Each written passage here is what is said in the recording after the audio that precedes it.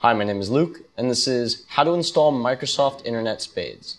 Microsoft Internet Spades is a game that comes installed by default with your Windows 7 operating system.